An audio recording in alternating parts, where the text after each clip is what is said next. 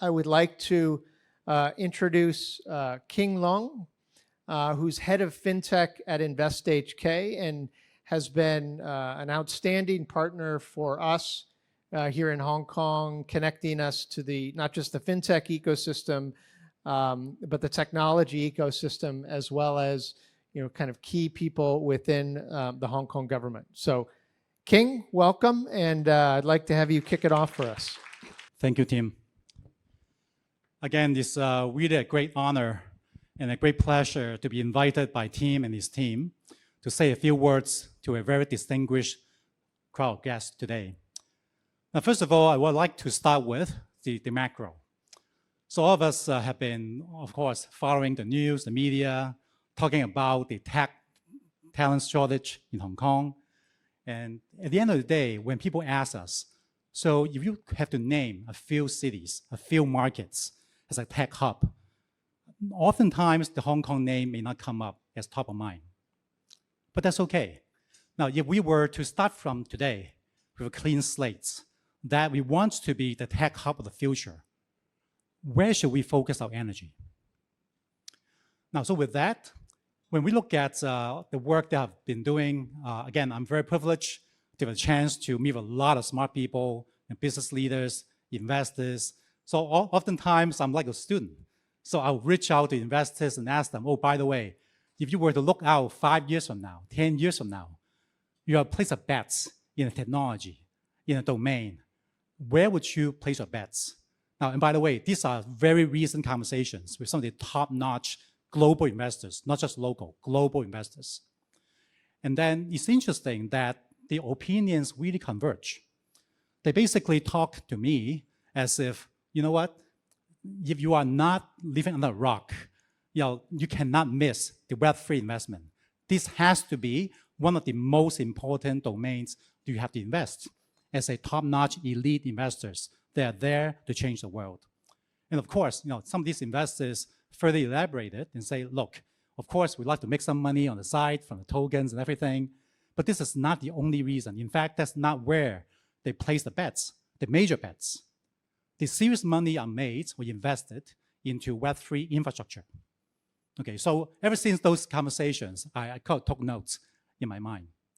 Now, and then as I work with other smart people like Tim and the other folks in the BSN organization, I got more and more, I would say, entrenched in understanding the implication of something like a BSN.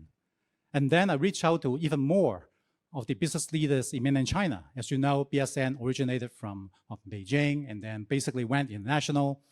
So as we talk to some of the mainland leaders, for example, WeBank, one of the virtual banks, in fact, the first licensed virtual bank in China, headquartered in Shenzhen. They are one of the, I would say, pioneer and I would say the driver of a blockchain called Fiscal Bosco.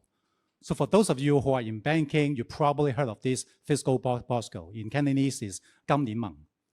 So they have basically aggregated over 50 financial institutions in using blockchain in a way to basically transact, make loan payments. At the end of the day, WeBank is able to lend out the loan as small as 500 RMB. Then they can still make money because of the amazing efficiency they are able to derive from this Fiscal Bosco blockchain. So that as we talk to more and more leaders in mainland, I was like, wow, oh my God. Because as we talk to the international crowds, oftentimes there are a lot of international players trying to do POC, and a lot of times you heard about all these projects, most of the time, stop at the POC level, the proof of concept level. It doesn't really go to day-to-day, like massive adoption in the commercial world. But then you look at China, there's so many, I would say, under the radar, low profile kind of projects that gain enormous traction. The transactions on this Fiscal Bosco, for example, according to the leaders from WeBank, has by far the most transaction on the planet, not just Asia, on the planet. Okay, so that's why you can basically feel the energy, the amount of opportunities in China for embracing blockchain as a way to basically upgrade the whole infrastructure. But to the Western world, this is still a little bit unknown. Oftentimes, the information in China are not often understood. And then we got like Tim's team coming along, trying to, in a way, share all these like great developments to the international audience. So for us at Invest Hong Kong, as many of you may know, we are oftentimes the ones that are promoting Hong Kong as a hub. So in my case, it would be Fintech. So that's why, as an example, we reach out to major players, for example, the Hong Kong Monetary Authority. And the Hong Kong HMA partnered with us, Invest Hong Kong, to launch the CBDC track as part of our global fast track program.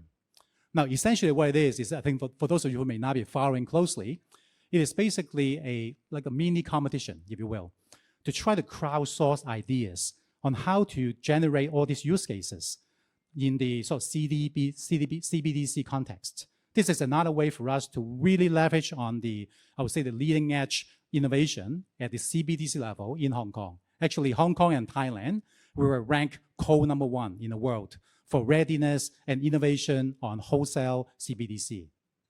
Now, so with that, I just want to quickly close by. Again, thank you so much, Tim, for having this opportunity to share with the audience. I guess if we were to step back for a moment, let's just say that fast forward, right? 5 years from now, 10 years from now, and we look back and we look, okay, if there's one thing that we can do to make an impact in life, that we're able to make history. Well, today might be the beginning of that event and making history in putting Hong Kong on the map as a major technology hub where we are leading the world on Web3 developments. So with that, I just want to thank Tim. I think a lot of great guys like Neo, I think like Jihan and Duncan, and also a lot of the leaders from the leading brands in Hong Kong that are putting up some amazing use cases so that we are able to basically promote more adoption on Web3.